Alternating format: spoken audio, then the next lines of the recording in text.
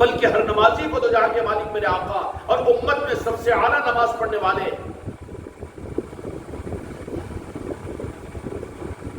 جو اہل شریعت کے پاس میں سیدنا ابو بکر صدیق رضی اللہ تعالیٰ ہے نا، امت کے لیے نمونہ حضرت ابو بکر صدیق رضی اللہ تعالیٰ اہل شریعت کے پاس میں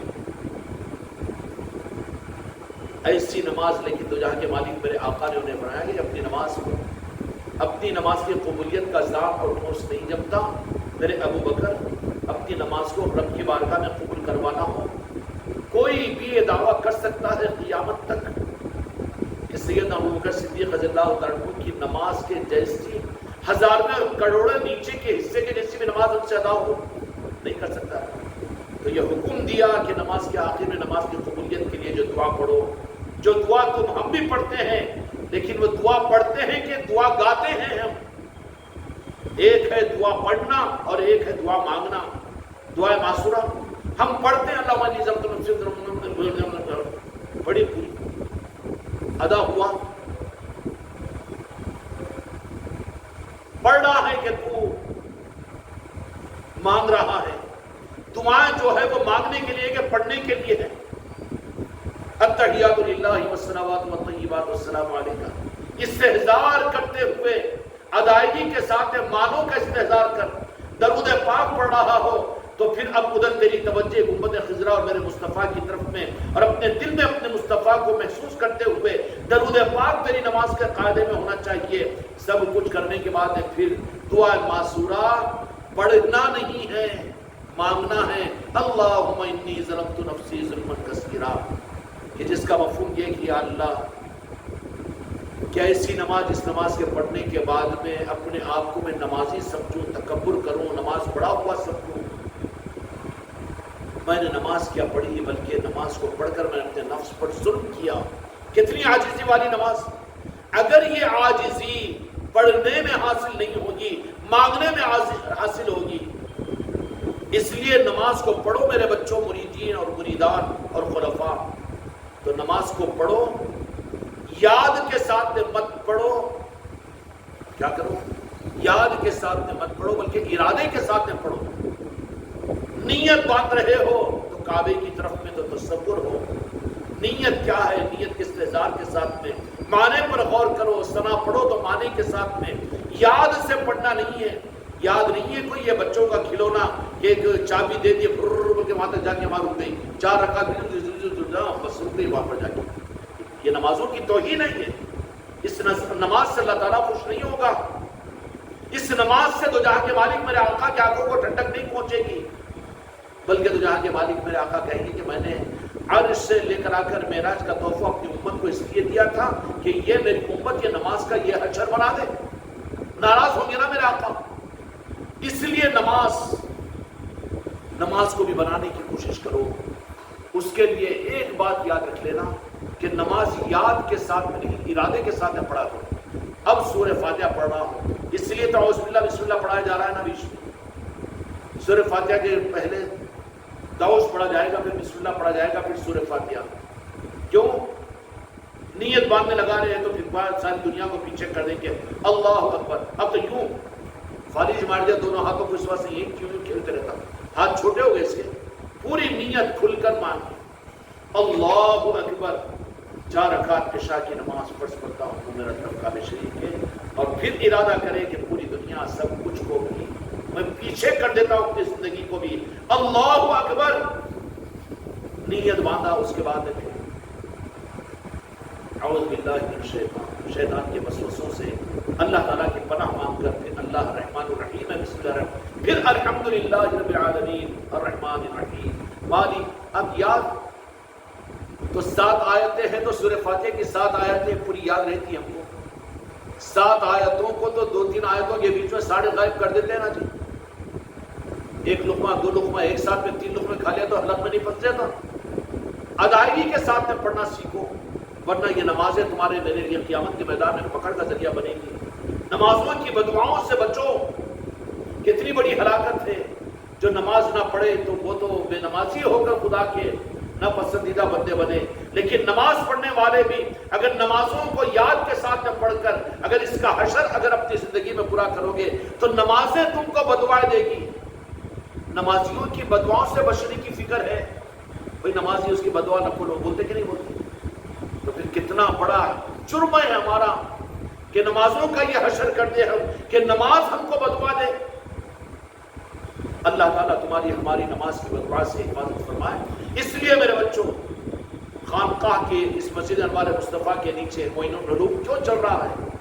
حافظہ اور عالمہ بنانے کے لیے نہیں ہے وہ، بلکہ دین کے اپنے رخوں کو صحیح کرنے کے لیے. یہ بھی کیا مدرسہ ہے کہ یہ بھی کیا نہیں، مدرسہ کیا ہے؟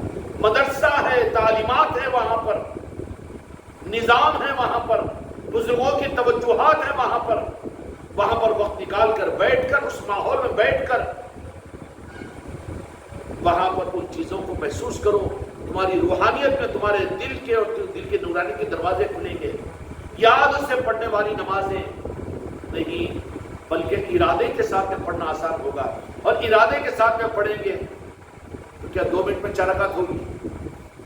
اور شرم آنا چاہیے ہم کو. کھانے میں دیر کرتا ہے، مزے لے لے کے کھاتا ہے، کھاتا ہی نہیں. چلتا ہے تو دوڑتا نہیں ہے، بلکہ اطمینان سے قدم رکھتا ہے کہ ٹھوکر کھا کے گر کے مر نہ جاؤں. اور نماز کے معاملات کو اجلت اور جلدی ہی نہیں. اس لیے نوافل اور سنتوں کے پڑھنے کے لیے میرے آقا نے فرمایا کہ فرائض تو مسجدوں کے اندر میں پڑھو، کہیں اجرت میں بھاگم بھاگی کے اندر میں. جمعہ کے اندر میں کیا حال ہوتا ہے عام مسلمانوں کا، اور وہ بھی بگاڑے ہیں ہم لوگوں نے، کیونکہ ہم کو تو ان کے چندوں سے مطلب ہے. آتے ہیں جمعہ کے اندر میں، اللہ رحم کرے ان دین کے نظاموں کے چلانے والوں کو. صدر صاحب امام صاحب کو بول دیتے کہ جتنے مصلی آ رہے جیبا خالی کرا، ان کے اعلانات کرو. اب انہوں جنت کو سنا کے اب آنے والوں کے جیبوں پر نظر اور اپنے پیٹیوں کو بھرنے اور چندوں کے بڑھانے کی فکر ہے ان کو. اور آنے والے بھی سوچ رہے ہیں جب ہم مسجد کو جا رہے ہیں، مسجد کو جا رہے ہیں تو اب تو چندہ دینا ہی پڑتا. ہاں، وہ تو ہمارے چندے سے تو مسجدیں چل رہی ہے. کتنی ناقدری کا مزاج امت میں پیدا ہو رہا ہے کہ مسجدیں کیسی چل رہی ہیں. میرے غریب نواز کا یہ کرم ہے، غوث اعظم کا کرم ہے کہ اس مسجد کو یہ خصوصیت ہے کہ یہاں پر چندہ نہیں ہوتا. ہوتا کیا جی؟ چندہ کبھی دیا گیا. یہ کسی کی حماقت نہیں ہے. یہ بات نہیں کہ انجم بھائی مہینے کو 10,000 دے رہے، شاہد صاحب 5,000 دے رہے، یا پھر یہ مزمل 5,000 لا کے دے رہا. بالکل نہیں ہے یہاں پر، اور نہ ہے نہ ہوگا یہاں پر. اور اتنی معیوب بات ہے، اتنی معیوب بات ہے. اسکولوں میں، کالجوں کے اندر میں، ہاسپٹلوں کے اندر میں دنیا کے نظام ہے نا، وہاں پر آپ کو چندوں کا نظام نہیں. لیکن بڑی اس زمانے کا ایک المیہ ہے کہ چندے ہوتے ہیں تو مسجدوں کے اندر میں، چندے ہوتے ہیں تو مدرسوں کے اندر میں، چندے ہوتے ہیں تو خانقاہوں کے اندر میں. نہیں ہے نا، یہ چندے نہیں. بزرگوں کے آستانوں کے اوپر بھی چندے نہیں ہوتے، بلکہ وہاں پر تو اپنی مرضی سے دیا جاتا ہے. وہ نذرانے اور عطیے کی صورت کے اندر میں عقیدتوں کے اندر پیش کیا جاتا ہے. اس کو چندے کی رسید کے نہیں کہتے کہ فضیلت سنا کر ان کو کیا جائے، یہ چیز نہیں. تو اب آنے والے دینے والے تو یہی کہہ رہے ہیں بس مسجد کے اندر میں اپنے کو ذرا بھاؤ لینا ہے، نکال کے یوں 50-500 کی نوٹ بتاتا یوں ڈالتا ہوں. اب کی امام صاحب یہ میٹھی صورت سے اس کو دعائیں تو بولتے کئی کی دعا ہو، ایمان مل گیا، اب اور کیا چاہیے تجھے؟ میرے مصطفیٰ کی غلامی مل گئی، اور کیا چاہیے تجھے؟ اسی پر مر جا. اس نعمت کے علاوہ اور کون سی دنیا کی بڑی نعمت ہو سکتی ہے؟ اب کتنی بڑی دعا ہے، 500 کی دعا، 1000 کی دعا ہے کہ نہیں؟ اب اسی طریقے سے دین کو خریدنے کے نظام تاجروں کو بنا کر اب جمعہ میں وہ آ گئے. اب آنے کے بعد میں تو پھر اب جمعہ میں انہیں 500 اور 1000 روپے دینے والا یوں دیکھتا، امام صاحب کو دیکھ کے بیان ذرا لمبا ہو رہا، گھڑی کو دیکھتا ہوں، امام صاحب کی روح کب جاتی ہے، انہیں گھڑی کو دیکھ رہا ہے تو کہ جمعہ کی نماز ہوتے 500 روپے انہیں ہاتھ میں رکھنے والا ہے نذرانے کی صورت میں. اب انہیں دیکھا تو فوراً ان کی بولتی بند ہو جاتی. لوگوں کی رعایت میں مسجدوں کا نظام خراب ہو رہا ہے، دین کے نظام پورے کے پورے خراب ہو رہے ہیں. گھڑی کا نظام چل رہا ہے دین میں، کب سے داخل بھی گھڑی ہو رہا ہے کہ نہیں؟ دنیا کو چھوڑ کر مسجد میں آنا ہے، دنیا کو لے کر مسجد میں آنے کا راستہ کہاں ہے؟ دنیا کو داخل نہیں، ذرا وقت کی احتیاط وہ ہونا چاہیے، نہ یہ ہونا چاہیے. چاہیے کے اندر میں یہ سب چاہتے ہوگی نا، مسجد میں بھی آ رہا ہے تو وہ احسان جتانے کے لیے آ رہا ہے اور اس کو پورا موقع دے رہے ہیں، اور پھر وہ ڈرا رہا بھی ہے، دھمکا رہا بھی ہے، کہہ رہے دیر ہو گئی، وہ ہو گئی، دکان بابا دکان چھوڑ کر کیوں آئے، دکان بند کر کے آنے کا حکم ہے۔ مزاج کے بگاڑنے کے اندر میں تو تم لوگ شامل ہیں، ہے کہ نہیں؟ احسان کر رہا ہے، انہیں آ کے اپنی جمعہ ادا کر رہا ہے۔ کچھ تو ہو ایسی ہمتیں کہ بابا جمعہ تیرا فرض ادا ہو رہا ہے تو یہاں پر 1 گھنٹہ انتظار کرنا پڑے تو کر، لیکن ادا کر کے جا، ورنہ جا تو تیری نماز کی ادا کرنے کے لیے یہاں کے معاملات میں تو دخل کیوں دے رہا ہے؟ ولیمے کی دعوت میں گیا تو 1 گھنٹہ نہیں بیٹھ جاتا وہاں پر؟ بیٹھتا کہ نہیں بیٹھتا؟ ٹرین اگر لیٹ ہوگی تو اسٹیشن کے اوپر جماعت لیتے ہوئے بیٹھتا کہ نہیں بیٹھتا؟ 4 چائے پی لیتا نا وہاں پر اجرت نہیں، کسی کے اوپر اعتراض نہیں کرتا۔ اور مسجد والے اور یہ دین کے نظاموں کے چلانے والے لوگوں کے تابع اپنے آپ کو ایسے کیے ہوئے، ان کی رعایت میں دین نہیں، بیان اتنا مختصر ہی چھوڑنا، خطبہ جتنا کم سے کم ہو سکتا ہے، اور نماز مسئلے اور شریعت ہے اس کا انکار نہیں، لیکن اپنی طرف سے لوگوں کی رعایت میں یہ کون سا مسئلہ ہے مجھے نکال کر بتلاؤ کہ دین کے معاملات میں لوگوں کی اتنی رعایت کی جائے کہ دین کی صورت اور حیت ہی بدل دی جائے۔ تو بھی لوگوں کی رعایت اور تاجروں کی رعایت کے اندر میں نماز مختصر، بیان مختصر، مسجدوں میں ٹھہروانا مختصر، سنتیں نہ پڑھنے کا موقع دے دینا مختصر، یہ سب مختصر، تو پھر آگے جا کے اس میں آپریٹ ہوں گے تو پھر ایسے بھی لوگ آئیں گے نا کہ وہ 15 گھنٹہ روزے رکھنے کے بجائے 8 گھنٹے کا روزہ رکھ لو، اس کے بجائے روزانہ 1000 روپے جمع کر دو روزے کی قبولیت کا، ایسا بھی تو ہو سکتا ہے نا۔ دجال لائے گا وہ بھی فارمولا، آسان دین پیش کر دے گا وہ۔ آسان دین کے لیے امت کو تیار مت کرو، بلکہ دین ہے ہی مجاہدے کا نام، ان کو برداشت ان کے اندر پیدا کرو تاکہ دین کی عظمتیں ان کے اندر پیدا ہو، مجاہدے کا مزاج بناؤ ان کے اندر میں۔